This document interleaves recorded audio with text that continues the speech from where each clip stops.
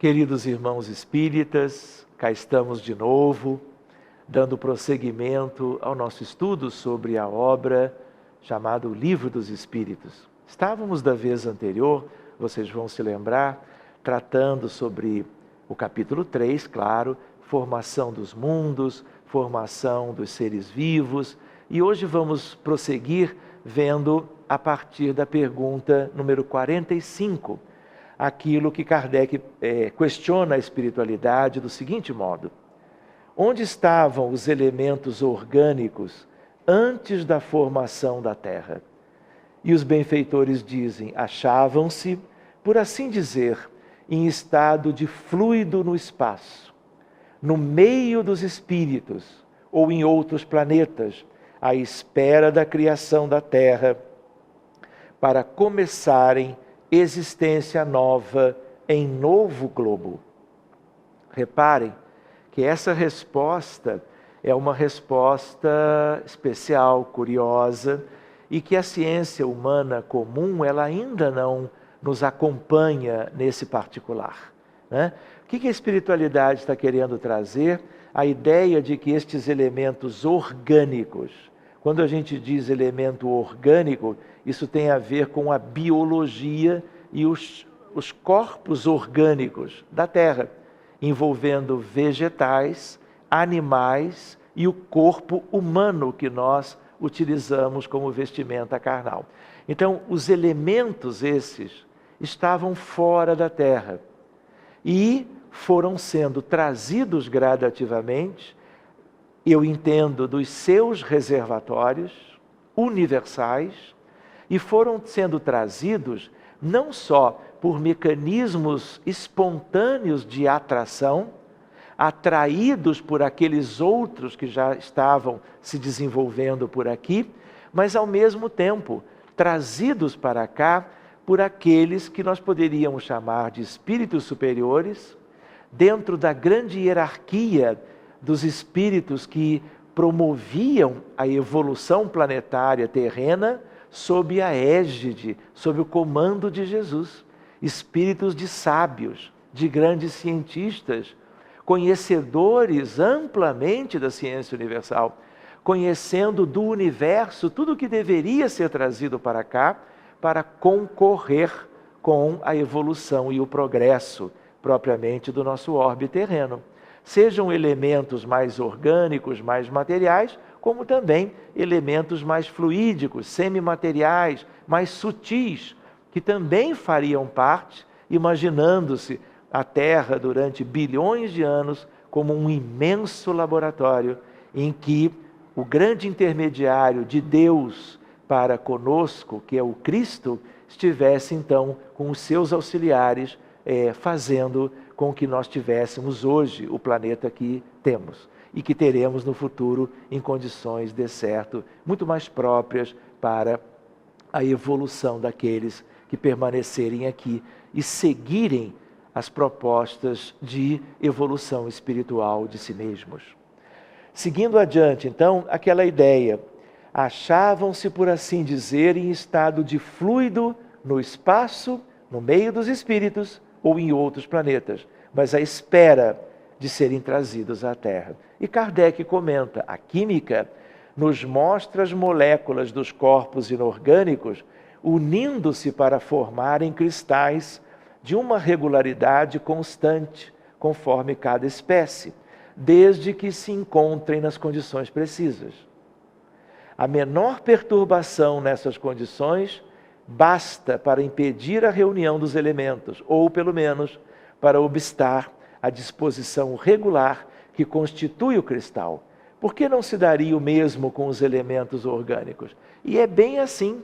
Se eu estou num laboratório de química, num laboratório convencional, e eu não coloco naquela experiência os elementos próprios para as reações químicas darem margem ao surgimento, poderíamos dizer, de produtos novos, de elementos novos, a partir da mistura dos elementos primordiais, mais simples, no sentido da obtenção de mais complexos, o laboratório este não vai produzir os efeitos desejados.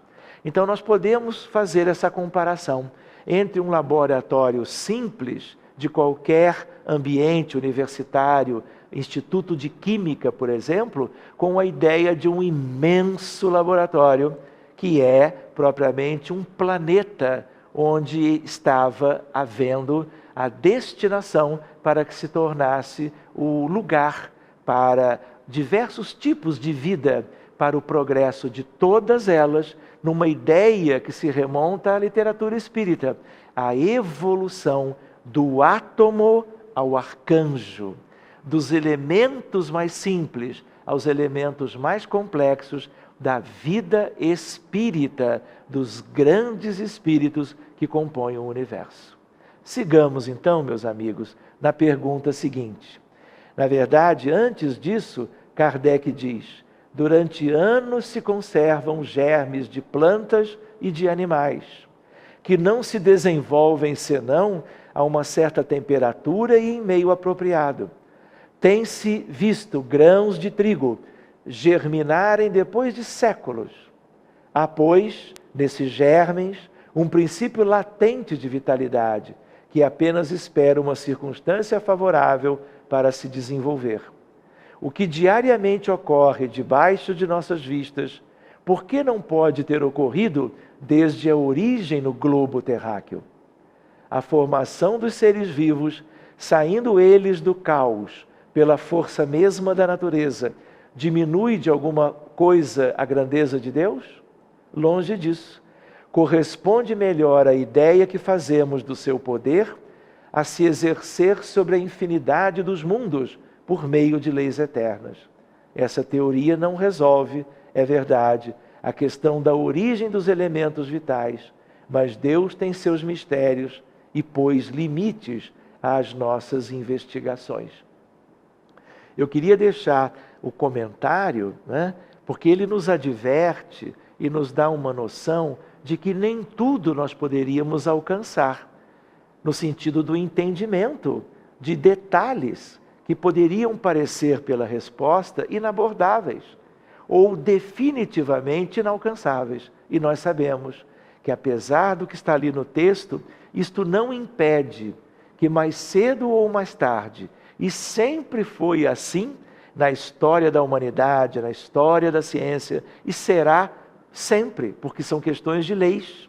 Nós haveremos de conhecer no futuro, vivendo na Terra ou vivendo em outros mundos, como tudo isto sempre se deu, se dá e se dará, porque nós, quando evoluirmos para tanto, nós seremos capazes de conhecer tudo de ciência universal e estarmos como co-criadores, como os benfeitores nos adiantaram muito bem, como que ensejando uma participação, como se nós fôssemos também lá adiante, como que pesquisadores, cientistas, trabalhando em laboratórios, não aqueles que nós já temos prontos ou semi-prontos, mas laboratórios que são os laboratórios do futuro. Porque tudo isto são esses laboratórios, como que lugares do universo para ampliação do conhecimento, seja na teoria, seja na prática das questões da ciência universal.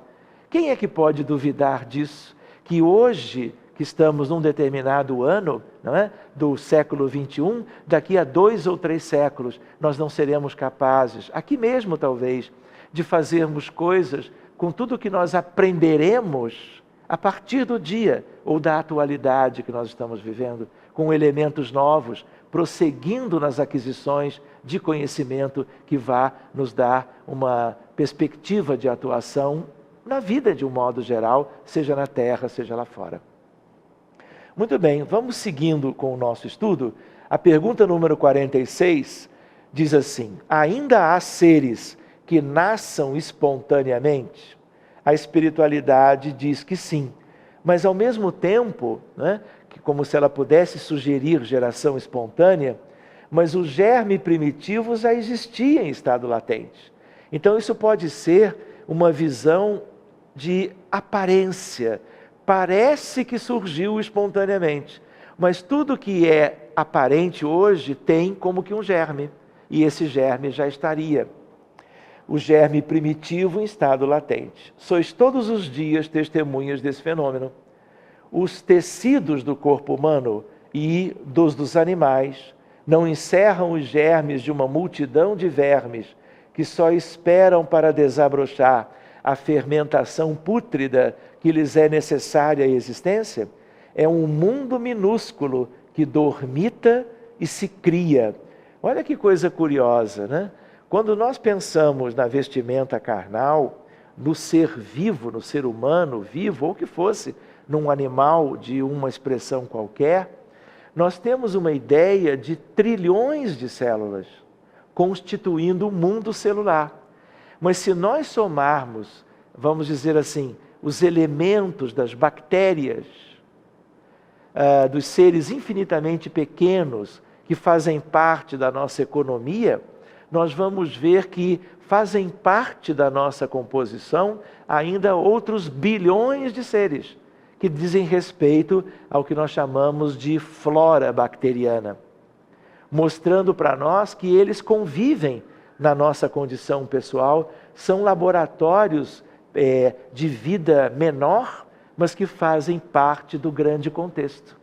Então repara, ele diz para nós quantos elementos existem e que nós não os valorizamos, e que só muitas vezes nos damos conta da existência deles quando adoecemos. Por exemplo, de uma infecção bacteriana qualquer, quando um dos germes que já está conosco pode adquirir uma condição patogênica porque as nossas defesas foram transitoriamente diminuídas dentro de um processo qualquer. Então isso dá para nós uma noção interessante também sobre a questão de seres vivos minúsculos que aparentemente surgem agora aos nossos olhos, mas que já estavam fazendo parte da vida propriamente dita. Na pergunta 47, a espécie humana se encontrava entre os elementos orgânicos contidos no globo terrestre? A espiritualidade diz sim, e veio a seu tempo, ou seja, ela não estava desde sempre. Foi o que deu lugar, o que se dissesse que o homem se formou do limo da terra, como se o limo da terra fosse um laboratório onde houvesse propriamente os elementos primordiais para que tivéssemos então a espécie humana. Reparem, a expressão material da espécie humana. Porque, na verdade, se a gente for trabalhar a evolução das espécies, nós vamos ver que os primeiros seres viviam nos mares e nos oceanos. Até que foram saindo desse grande elemento, inclusive até hoje, da vida da Terra, né? Foram ganhando propriamente uma outra realidade, vamos dizer assim, de terra propriamente dita, e foram se desenvolvendo. Os seres que deixaram a condição de quatro patas propriamente, se ergueram mais adiante, foram se adaptando. Os rins, os néfrons dos rins dos seres que foram saindo dos mares e oceanos para a vida propriamente em terra, tiveram que se adaptar, porque se eles tinham antes acesso à água livremente, na vida na terra, propriamente na terra firme, como se diz, eles já não tinham acesso. Tinham de certo modo, mas o rim era capaz de concentrar mais e poupar água. Toda uma série de adaptações dos diversos órgãos, dos diversos sistemas orgânicos. Adaptação por causa das mudanças que se faziam necessárias. Porque o principal da vida, num certo sentido, seria vivida já não mais nos mares, mas em terra firme. Sigamos adiante, portanto, a ideia de que a espécie humana também veio do progresso até, se nós nos vinculamos à questão dos macacoides, dos chimpanzés, dos orangotangos, dos gorilas, nós temos uma ideia de que algo se deu no sentido da nossa origem. Nós não temos uma ideia ampla e completa, portanto, da evolução das espécies. Algumas lacunas ainda teremos que avançar para conhecer melhor, mas que há uma ideia de progressão, há uma ideia de que numa certa altura as condições foram propícias para que os espíritos, já na condição humana, pudessem se desenvolver aqui ou serem trazidos de outros orbes para cá, para então seguirem adiante, cada um as suas etapas de evolução. Não só material, mas especialmente de evolução espiritual. Reparem quantas coisas interessantes que o Livro dos Espíritos nos permite, né?